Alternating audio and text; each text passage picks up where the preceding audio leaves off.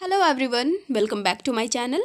इस वीडियो में हम पढ़ने वाले हैं जियोमॉर्फोलॉजी का चैप्टर अर्थ मोमेंट का पार्ट नंबर 5। ओके, तो इससे पहले के जो भी हमारे टॉपिक्स हैं वो क्लियर हो चुके हैं एंड इस वीडियो में हम रिफ्ट वैली एंड ग्रैबन पढ़ने वाले हैं।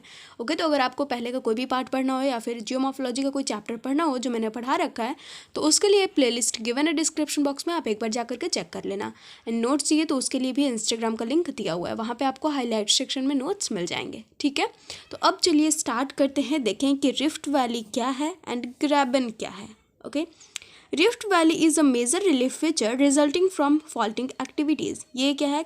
रिलीफ फीचर है जो कैसे आता है, कैसे बनता है? फॉल्टिंग एक्टिविटीज़ की वजह से बनता है। ठीक है, फॉल्टिंग, फॉल्स, ये सब तो हमारा कंप्लीट हो चुका है, तो ये कैसे बनता है? फॉल्टिंग की वजह से बनता है। ठीक है, हमारा rift valley represents a trough, depression और basin between two crustal parts. ये हमारा जो टू क्रस्टल पार्ट्स है ना, टू क्रस्टल पार्ट्स, ठीक है, इनके बीच में ये बेसिन की तरह बन जाता है, एक डिप्रेशन की जैसा होता है ये। ठीक है, तो ये क्या होता है? ये हमारा, इसको हम रिफ्ट वैली कहते हैं। ओके, आगे हमारे पास are long and narrow troughs bounded by one or more parallel normal faults caused horizontal and vertical moments motored by endogenetic forces. देखो भाई, होता कैसे है, ये बनता कैसे है, कैसा होता है? ये तो लॉन्ग होता है और नैरो होता है। ठीक है, नैरो होता है और जो दोनों इसके पैरेलल होते हैं, ये जो क्रस्ट है, ठीक है, ये क्या होता है? ये नॉर्मल फॉल्स की वजह से ये जो वैली है हमारी वो बनती है। यहाँ पे नॉर्मल फॉल्स होता है हमारा। ओके, नॉर्मल फॉल्स भी हमने क्लियर कर रखा है। और ये नॉर्मल फॉल्स कैसे बनता है? तो हॉरिजॉन्टल और वर्टिकल मोमेंट जो होता है इंडोजेनेटिक फोर्सेज की वजह से, उसकी वजह से बनता है। ठीक है, तो सीधा सीधा जो हम समझते हैं वो ये है कि इंडोजेनेटिक फोर्सेज की वजह से जो हॉरिजॉन्टल एंड वर्टिकल मूवमेंट होता है अर्थ क्रस्ट में, जिसकी वजह से क्या होता है? नॉर्मल फॉल्स क्रिएट होते हैं। उनके बीच का जो नैरो होता है, जो लॉन्ग ट्रफ होता है, उसको हम क्या कहते हैं? उसको हम रिफ्ट वैली कहते हैं। ठीक है, actually formed due to displacement of crustal parts and subsidence of middle portion between two normal faults. अब एक्चुअली ये फॉर्म्ड कैसे होता है? यहाँ पे भी हमने वही चीज़ देखा कि ये कैसे फॉर्म्ड होता है, एंड अभी फिर से वही देखने वाले हैं कि एक्चुअली कैसे फॉर्म्ड होता है। डिस्प्लेसमेंट की वजह से जो क्रस्टल पार्ट्स होते हैं हमारे, उनके बीच में डिस्प्लेसमेंट होता है और जो मिडिल पार्ट होता है वो क्या होता है? वो पोर्शन नीचे डूबने लगता है, किसमें? नॉर्मल फॉल्स के बीच में। ठीक है, तो उसको हम क्या कहते हैं? उसको हम रिफ्ट वैली कहते हैं। और ये बोल सकते हैं कि यही प्रोसेस है जिससे कि रिफ्ट वैली क्रिएट होता है। ठीक है, यहाँ तक सबको समझ में आ गया? Also called as graben. देखो, रिफ्ट वैली को ही हम क्या कह रहे हैं? ग्रैबन कह रहे हैं, which is a German word which means a trough like depression. Graben क्या है? एक जर्मन वर्ड है जिसका मतलब होता है ट्रफ लाइक डिप्रेशन। ठीक है, These two terms are synonymously used in various parts of the world. अब ये जो दो हमारे टर्म्स हैं ना, ग्रैबन और रिफ्ट वैली, ये दोनों ही सिनोनिमसली यूज्ड होते हैं, मतलब एज अ साइनोनिम्स। ठीक है, कहीं पे रिफ्ट वैली बोला गया और कहीं पे ग्रैबन कहा जाता है। ठीक है, A few scientists have attempted to differentiate a graben from a rift valley on the basis of size and dimension. Size and dimension के बेसिस पे कुछ साइंटिस्ट ने क्या करा? अटेम्प्ट करा इन दोनों को डिफ्रेंशिएट करने का, कि कुछ तो डिफरेंसेस निकल कर आएंगे ही रिफ्ट वैली एंड ग्रैबन में। ठीक है, on the basis of size and dimension. But क्या हुआ? अकॉर्डिंग टू देम, और they believe that a graben is relatively smaller in size than a rift valley. अब इन्होंने जो अटैम्प्ट दिया, ठीक है, जो खोज इन्होंने करी डिफ्रेंशिएशन निकालने का, उसमें इनको क्या मिला? उसमें इनको मिला, या फिर उन्होंने ये बिलीव करा कि जो ग्रैबन होता है वो साइज में स्मॉलर होता है रिफ्ट वैली से। ठीक है, लेकिन ये क्या है? Not acceptable for others. मतलब कुछ साइंटिस्ट ने ये दिया, बट जो अदर जियोलॉजिस्ट थे उन्होंने इसको एक्सेप्ट नहीं करा। ठीक है, अब देखो, हम रिफ्ट वैली का देखने वाले हैं डायग्राम। ये रहा हमारा रिफ्ट वैली का डायग्राम, जो सबको दिख रहा होगा आई होप। तो ये जो हमारा ये पार्ट है ना, जिसको यहाँ पे ग्रैबन बोला गया है, ग्रैबन ही क्या होता है? रिफ्ट वैली होता है। ठीक है, तो ये क्या है हमारा?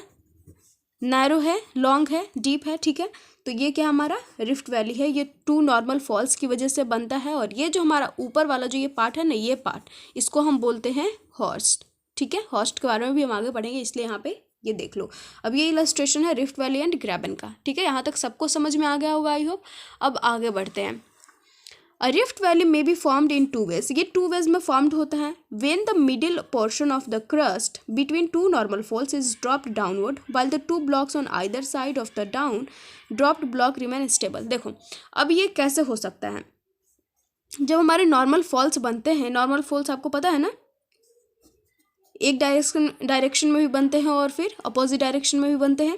तो जब नॉर्मल फॉल्स क्रिएट होते हैं तो उनके बीच का जो हिस्सा होता है, ठीक है, दो तरफ से नॉर्मल फॉल्स बन रहा है तो उनके बीच का जो मिडिल पोर्शन है जब वो डाउनवर्ड ड्रॉप्ड होता है, ठीक है, नीचे की तरफ गिरता है, तो उससे क्या होता है, उससे हमारा ये रिफ्ट वैली क्रिएट होता है, ठीक है। जबकि बोथ साइड जो होते हैं इसके, जो इधर के पोर्शन है और इधर के पोर्शन है, ये क्या होते हैं, वैसे ही स्टेबल होते हैं, उनमें कोई चेंजिंग नहीं आता है, ठीक है। जो बीच का पोर्शन है वो क्या होता है, नीचे की तरफ जाता है। किसके बीच का पोर्शन, नॉर्मल फॉल्स के बीच का पोर्शन, ठीक है। सबको समझ में आ गया।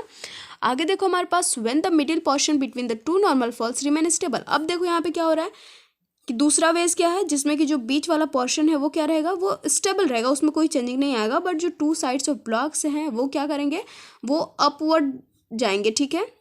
अगर ये अपवर्ड डायरेक्शन में जाते हैं तो भी क्या हो जाएगा, हमारा रिफ्ट वैली क्रिएट हो जाएगा, ठीक है। समझ में आ गया सबको। दो चीज़ें थी यहाँ पे, दो वेज में बनते हैं। पहला कि जो मिडिल पोर्शन हमारा वो नीचे की तरफ जा रहा है, और दूसरा क्या है, जो मिडिल पोर्शन के जो बगल के साइड है वो क्या कर रहे हैं, रेस्ट हो रहे हैं, ठीक है। इन दोनों तरह से बनते हैं, इन टू वेज में बनते हैं रिफ्ट वैली या फिर ग्रैबन। रिफ्ट वैली कैसा होता है, लॉन्ग होता है, नैरो होता है और बहुत ही ज़्यादा डीप होता है, ठीक है, but very deep. Rhine rift valley इसका बेस्ट एग्जाम्पल है। किसका, रिफ्ट वैली का। Death Valley of southern California, देखो ये साउदर्न कैलिफोर्निया का है डेथ वैली, जो कि काफ़ी डीप है, और जो इसका बॉटम है वो क्या है, सी लेवल के नीचे है, ठीक है, बिलो द सी लेवल। तो ऐसे भी रिफ्ट वैली बनते हैं जिनकी जो बॉटम होती है वो सी लेवल के नीचे होती है। अब देखो नर्मदा वैली, दामोदर वैली और जो सम स्ट्रेचेस हैं सोन वैली की और तापी वैली की, वो क्या है, अभी भी कॉन्ट्रोवर्शियल है, ठीक है। कुछ इसको एक्सेप्ट करते हैं और कुछ नहीं एक्सेप्ट करते हैं, ओके। अब आगे बढ़ते हैं।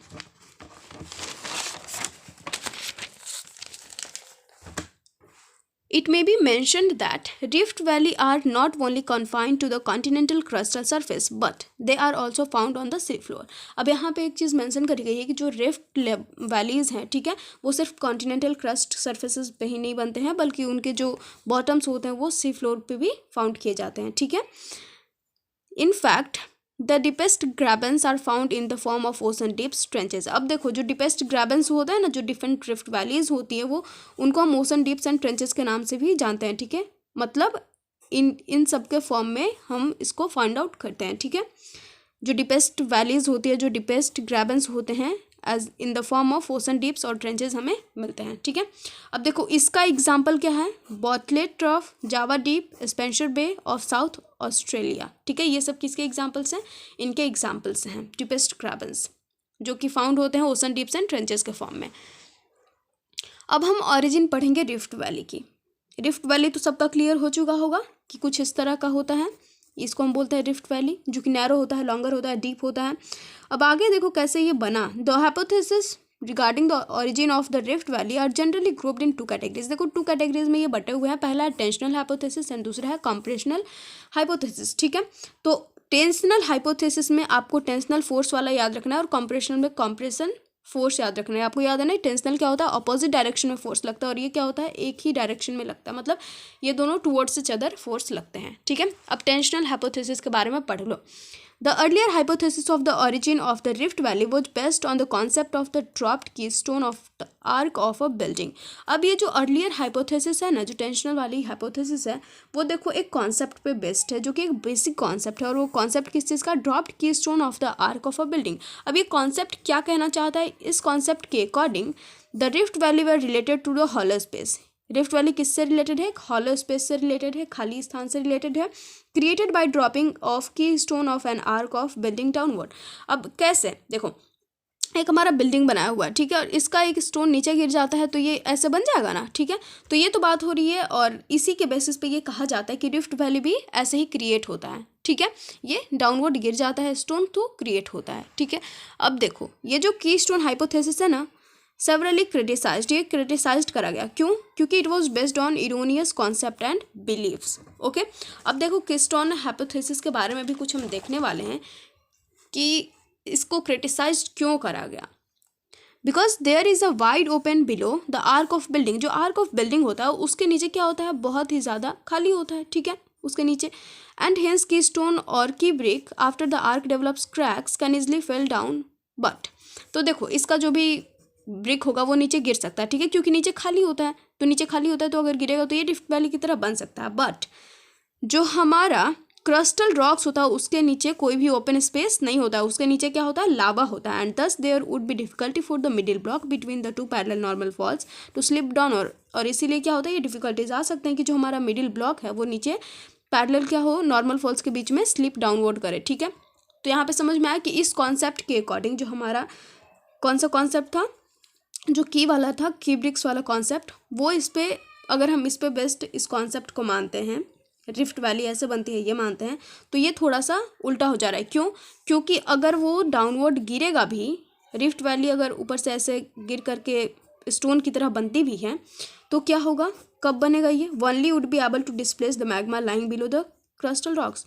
ये बन कब सकता है, जब यहाँ के मैग्मा को वो हटा दे। ठीक है, ये हमने पढ़ा भी था कि कोई भी चीज़ अगर नीचे आएगी, जो माउंटेन्स होते हैं, माउंटेन्स वाले में पढ़ा था, तो अगर उसका ये जो पार्ट है वो अगर नीचे आएगा तो जो लावाज होंगे वो मैग्मा इधर इधर हट जाएंगे। ठीक है, तो बिल्कुल वैसे ही ये कब बन सकता है, ये रिफ्ट वैली स्टोन वाले बेसिस पे कब बन सकती है, ब्रिक्स वाले बेसिस पे, जब वो मैग्मा को डिस्प्लेस कर दे। ठीक है, और आपको पता है कि अगर मैग्मा डिस्प्लेस्ड होगा तो क्या होगा, बहुत ही भयानक वोल्केनिक इरप्शन हो सकता है। ठीक है, if this process is accepted, then the formation of the rift valley must be followed by volcanic activities because the displaced magma would try to ascend through the falls and cause sudden violent volcanic eruption। ठीक है, तो अगर इस process को accept हम करते हैं, ठीक है, तो क्या होगा, हमारा जो भी मैग्मा है वो डिस्प्लेस्ड होगा, और जो भी हमारे फॉल्स है, नॉर्मल फॉल्स, उनके थ्रू क्या करेगा, ये as a violent volcanic eruption बाहर आएगा। ठीक है, काउज करेगा सडन वायलेंट वोल्केनिक इरप्शन, जिसकी वजह से बहुत ज़्यादा प्रॉब्लम डिफ़िकल्टीज आ सकती हैं। ठीक है, तो यहाँ तक तो समझ में आ गया,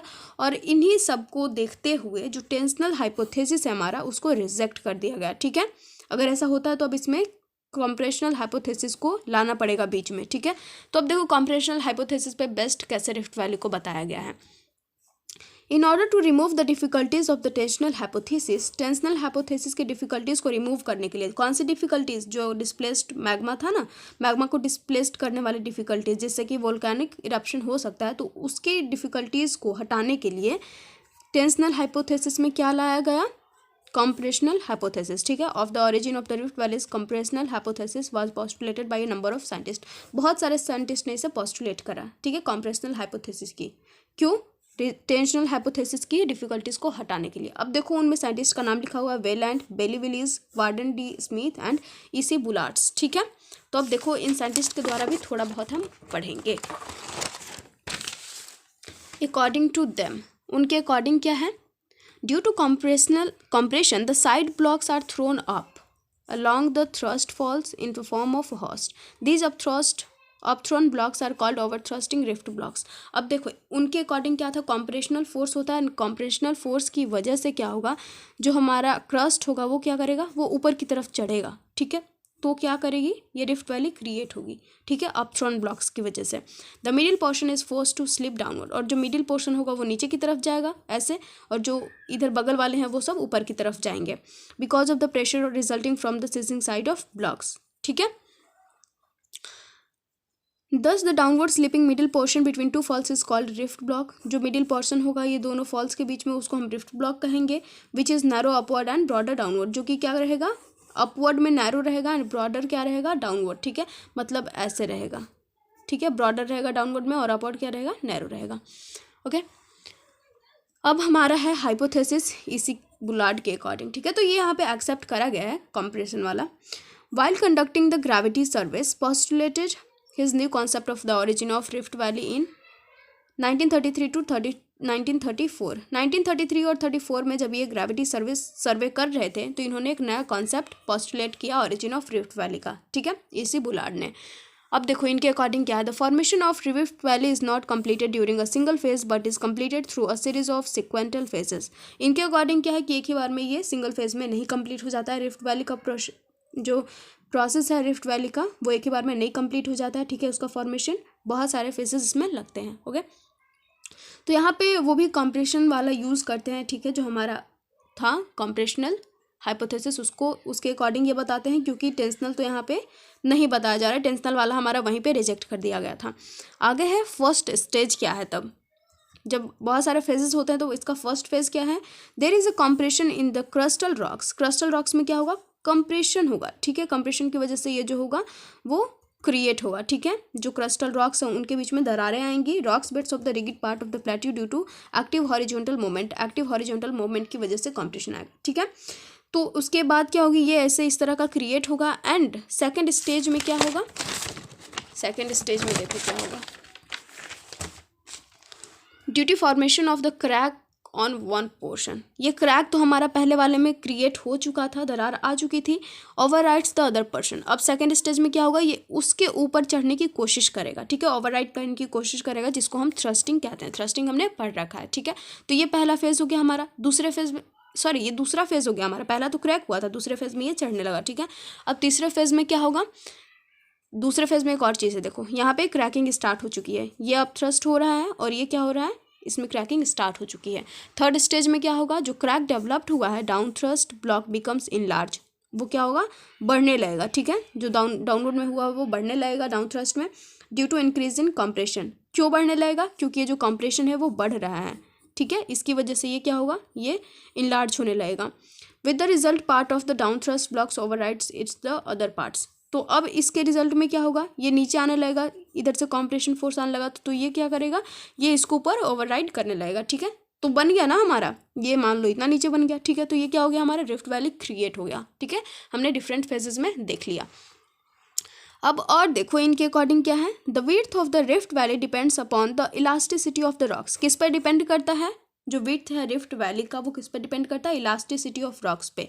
depth of the rift valley पे, वाइड यहाँ पे बता रहे हैं ना, चौड़ाई कितना डिपेंड करता है किस चीज़ पे, तो जो इलास्टिसिटी है रॉक्स का वो कितना इलास्टिक है उस पर डिपेंड करता है। जो रिफ्ट वैली की डेप्थ है उस पर डिपेंड करता है, और जो डेंसिटी है सबस्ट्रेटम की, जो नीचे वाला तल है उसके जो सबस्ट्रेटम है मैग्मा है उनकी डेंसिटी पे डिपेंड करता है, ठीक है।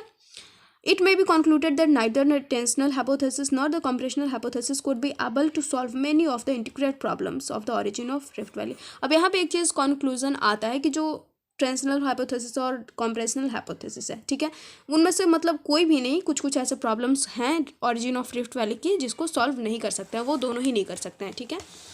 अब हमारे पास आ गया एक्सोजेनेटिक फोर्सेस, ठीक है। बहुत हमने पढ़ लिया इंडोजेनेटिक फोर्सेस, बहुत काफ़ी लंबा चला, और एक्सोजेनेटिक फोर्सेस हमारा बहुत छोटा सा है, तो चलिए इसको भी कंप्लीट कर लेते हैं। एक्सोजेनेटिक फोर्सेस और processes are called denudational processes, destructional processes और forces are originated from atmosphere. ये कहाँ से ऑरिजिनेट होता है, एटमॉस्फेयर से ऑरिजिनेट होता है, और इनको हम एक्सोजेनेटिक फोर्सेस को डेन्यूडेशनल प्रोसेस और डिस्ट्रक्शनल प्रोसेस या फोर्सेस भी कह सकते हैं, ठीक है, या फिर कहा जाता है। अब देखो, continuously engaged in the destruction of the relief features. ये कंटिन्यूसली किस चीज़ में इंगेज्ड होते हैं, जो डिस्ट्रक्शन होता है रिलीफ फीचर्स के लैंडफॉर्म्स के, उनमें कंटिन्यूसली इंगेज्ड होते हैं। और वो क्रिएट कैसे होता है रिलीफ फीचर्स का डिस्ट्रक्शन, इंडोजेनेटिक फोर्सेज की वजह से, through weathering, erosional, dispositional activities, ठीक है। तो इंडोजेनेटिक फोर्सेज की वजह से जो डिस्ट्रक्शन होते हैं उनमें ये कंटिन्यूसली कौन इंगेज होते हैं, एक्सोजेनेटिक फोर्सेज। अब एक्सोजेनेटिक फोर्सेज में प्रोसेसेस क्या होते हैं, वेदरिंग, इरोजनल और डिपोजिशनल एक्टिविटीज़, ठीक है। इन प्रोसेसेस के थ्रू ये क्या करते हैं, इंगेज रहते हैं। यहाँ तक क्लियर हो गया सबका। डेनुडेशन में देखो दो चीज़ें आती हैं, वेदरिंग एंड इरोजन। अब वेदरिंग एंड इरोजन से हम इस टॉपिक को, इस चैप्टर को लास्ट करेंगे। वेदरिंग क्या है, एक स्टैटिक प्रोसेस है जिसमें कि डिसइंटीग्रेशन होता है और डिकम्पोजिशन होता है रॉक्स का, ठीक है। सबने पढ़ा है 9th 10th 11th में सबने पढ़ा होगा, वेदरिंग की वजह से डिकम्पोजिशन और डिसइंटीग्रेशन होता है रॉक्स का। अब देखो बेसिकली ये 2 टाइप्स, पहला है 3 टाइप्स है, ठीक है, केमिकल वेदरिंग, फिजिकल और मैकेनिकल वेदरिंग और बायोलॉजिकल वेदरिंग। अब वेदरिंग इंपॉर्टेंट क्यों है, देखो वेरी इंपॉर्टेंट फॉर बायोस्फेरिक सिस्टम, हमारे बायोस्फेरिक सिस्टम के लिए बहुत इंपॉर्टेंट है, क्योंकि वेदरिंग क्या करता है, पेरेंट रॉक्स को छोटे छोटे टुकड़ों में कन्वर्ट करता है, और उससे क्या बनता है, उससे हमारा सॉइल क्रिएट होता है, जो कि हमारे ह्यूमन लाइफ के सस्टेनेंस के लिए बहुत ही ज़्यादा एसेंशियल है, ठीक है, बायोटिक लाइफ के लिए बहुत ही ज़्यादा एसेंशियल है। ओके, सॉइल तो हमें समझ में आ गया, वेदरिंग से किस तरह से हमारा सॉइल क्रिएट होगा। अब पढ़ लेते हैं इरोजन। ये क्या है, डायनामिक प्रोसेस है जिसमें रिमूवल ऑफ मटेरियल्स आता है, ये रिमूवल ऑफ मटेरियल का प्रोसेस, ट्रांसपोर्टेशन आता है डिफरेंट डेस्टिनेशन तक, ठीक है, जो मटेरियल रिमूव हुए इनका ट्रांसपोर्टेशन भी होता है डिफरेंट डेस्टिनेशन पे। आगे है इंक्लूड रनिंग ऑफ वाटर। ये जो प्रोसेसेस हैं इरोजन के, उसमें क्या आते हैं, रनिंग ऑफ वाटर की वजह से इरोजन होता है, ground water, sea waves, glaciers, periglacial process and winds, ये सब की वजह से क्या होता है, इरोजन होते हैं।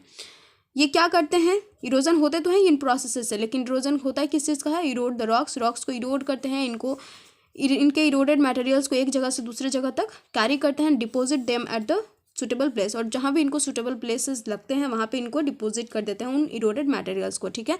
जिसकी वजह से क्या होते हैं, several type of landforms create होते हैं, इरोजनल डिपोजिशनल लैंडफॉर्म्स क्रिएट होते हैं, ठीक है। तो गाइज ये चैप्टर हमारा कंप्लीट हो चुका है एंड आई होप आपको पूरा का पूरा चैप्टर समझ में आ गया होगा। बहुत सारे पार्ट्स में हमने इसे कवर करा है, तो अगर नहीं आया होगा कोई टॉपिक समझ में तो आप बता देना, मैं एक अलग से उस टॉपिक को कवर करा दूंगी, ठीक है। तो मिलते हैं नेक्स्ट वीडियो में, और अगर अच्छी लगी हो वीडियो तो please don't forget to like, comment, share and subscribe. मिलते हैं नेक्स्ट वीडियो में, एंड इंस्टाग्राम का लिंक दिया हुआ है डिस्क्रिप्शन बॉक्स में, वहाँ से आपको नोट्स मिल जाएंगे।